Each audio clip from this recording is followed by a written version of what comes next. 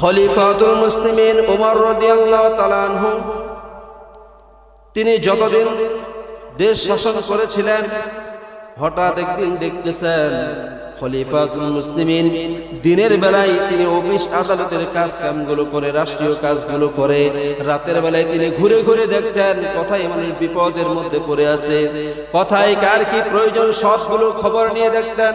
হঠাৎ দেখতেছে খলিফাতুল মুসলিমিন একটা ঘরের ভিতরে একটা পুরুষ মানুষ ঘরের ভিতরে যায় আর বের হয়ে আসে, যায় আর বের হয়ে আসে।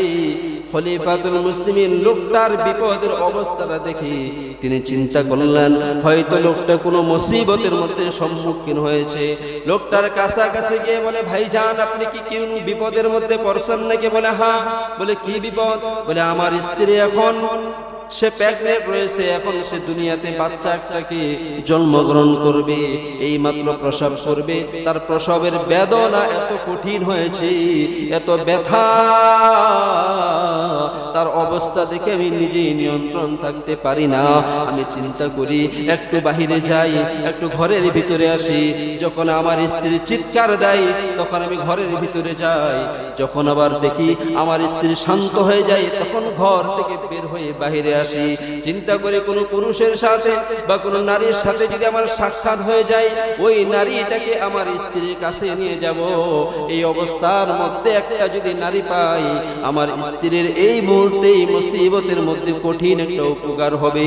লোকটা একবার ঘরের ভিতরে যায়, একবার বের হয়ে আসে। খলিফাতুল মুসলিমিন বলেন, ভাই আপনি আপনার জায়গায় থাকেন, আমাকে কয়েকটা মিনিট সময় দেন। খলিফাতুল মুসলিমিন সময়টা হাতে নিয়ে ঘরের মধ্যে চলে গেলেন। যাওয়ার পরে বলে খলিফাতুল মুসলিমিন তার স্ত্রীকে বলে, ও আব্দুল্লাহর মা শোনো, আল্লাহ তাআলা ওই প্রায় একটি জান্নাত বিক্রি করে দিচ্ছে, ওই পাড়া জান্নাতগুলো বিক্রি হয়ে যাচ্ছে। আমি খলিফাতুল মুসলিমিন ওমর জান্নাতটা কেনার জন্য রেডি হয়ে গেলাম। ও আব্দুল্লাহর মা তুমি কি জান্নাতটা কিনতে চাও না? বলে হ্যাঁ হ্যাঁ কিনতে চাই। বলে অমুক জায়গায় একটা মহিলার বাচ্চা হওয়া সম্ভাবনা ভাব, ওই মুহূর্তে যেতে হবে, এখনই যেতে হবে। শোনো তোমার ঘরের মধ্যে কি রয়েছে? বলে তেল রয়েছে, সাবান রয়েছে, কিছু লাকড়ি রয়েছে, আগুন রয়েছে, কিছু আটা রয়েছে। বলে যা কিছু রয়েছে সবগুলো নাও, আল্লাহ ওই পারে জান্নাতটা বিক্রি করে দিচ্ছে, দ্রুত চলো সেখানে জান্নাতটা ক্রয় করা লাগবে। খলিফাতুল মুসলিমিন যখন আব্দুল্লাহর মাকে নিয়ে যখন রওনা হয়ে গেলেন, যাওয়ার পরে সেখানে ওই মহিলা যখন আরেকজন মহিলাকে পেয়ে এত খুশি হইলেন, তার মাঝে এতটা সাহস চলে আসলো। মহিলাটা এক মহিলাকে দেখে আর তার দেখাটা দেখে তার মাঝে এত পরিমাণে সাহস আসলো, মহিলার অটোমেটিকলি তিনি বাচ্চাকে প্রসব করে ফেললেন। যখন সেবা যত্ন সবগুলোই করে, খলিফাতুল মুসলিমিন বললেন, শোনো তোমাকে আমি 7 দিনের বাজার সজাই সবগুলোই দিয়ে দিলাম, এগুলো শেষ হয়ে যাওয়ার পরে আবার তুমি আমাকে স্মরণ করবা, আবার দিয়ে যাব। লোকটা আসমানের দিকে তাকাইয়া বলে, আল্লাহ শুনেছিলাম মক্কার মধ্যে নাকি শাসন করে খলিফাতুল মুসলিমিন। খলিফাতুল মুসলিমিন রাতের গভীরে কথাই রয়েছে।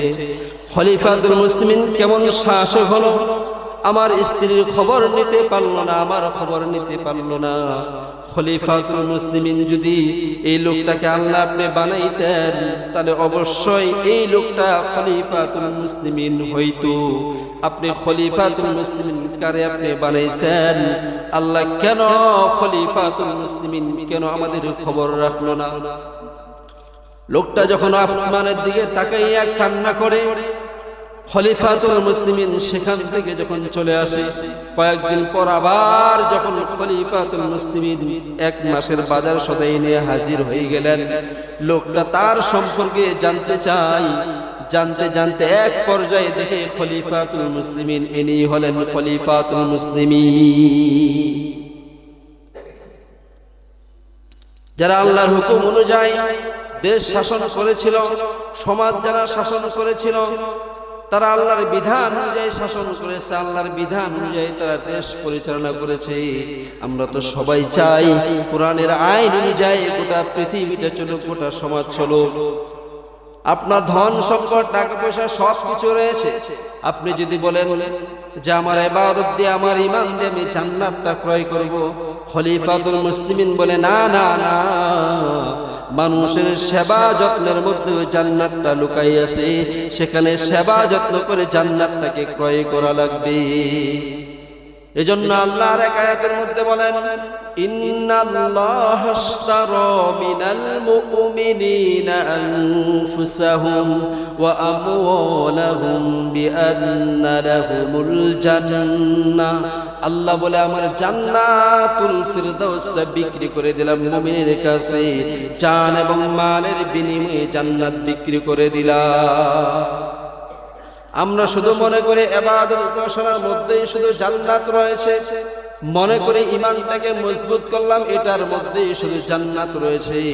না না না, আল্লাহ আপনাকে প্রচুর পরিমাণে টাকার মালিক বানাইছেন, অনেক সম্পত্তির মালিক আল্লাহ তাআলা আপনাকে বানাইছেন।